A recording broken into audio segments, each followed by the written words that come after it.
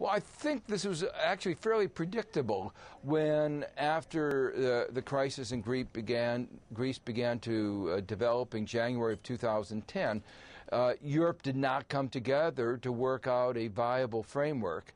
And in fact, as the discussions proceeded, it became clear that there was political dissension in helping Greece, that Germany did not fully understand the extent to which its self-interest was interlinked with that of the rest of Europe. And what about the way the policymakers, the politicians are dealing with this? Because they're trying to carry out these structural reforms to try to reassure the markets, but the markets aren't being reassured. Well, the fundamental problem is that the European political process is, in some sense, not aligned with the economics. I'm quite convinced that senior political officials, government officials in Europe, would like to deal with the problem, deal with it effectively. But they have voters at home, and the process is very slow. What's your solution, at least a sort of a medium-term solution? Do you think they should go back to throwing cash back into the economies and to give up this sort of longer-term track, because it's going to cause all sorts of problems in the meantime, isn't it?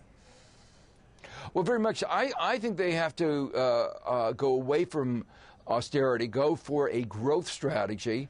Interestingly, in the July agreement of the leaders in addressing the problems of Greece, they recognize that if Greece continued to impose austerity, then its economy would slow down.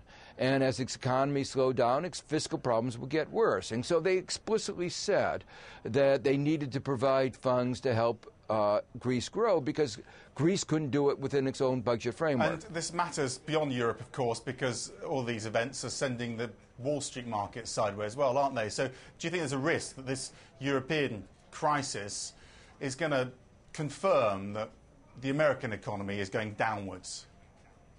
Oh, very much so. And, you know, the whole global crisis began when the United States mismanaged its economy and created all these subprime mortgages. And we exported our problem to Europe, and it looks like now it's Europe's turn to reciprocate the favor. It does seem as though countries outside Europe are pretty confident about the euro as long as Germany sort of stays behind it and that the German economy stays strong. But are you suggesting that the German economy could really be dragged under by all of this?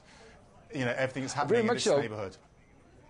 Oh, very much so. But let's go back to the point that if Germany and France and the other countries do not come to the assistance of Greece and Spain, the likely defaults, restructurings of the bonds would have devastating effects on the economy of Germany, would on the banking system and financial system, not only of Europe but of the United States, and all of that would send tremors, which would weaken the economy significantly. So it's in Germany's self-interest to come to the assistance of Greece and Spain and Portugal and Ireland.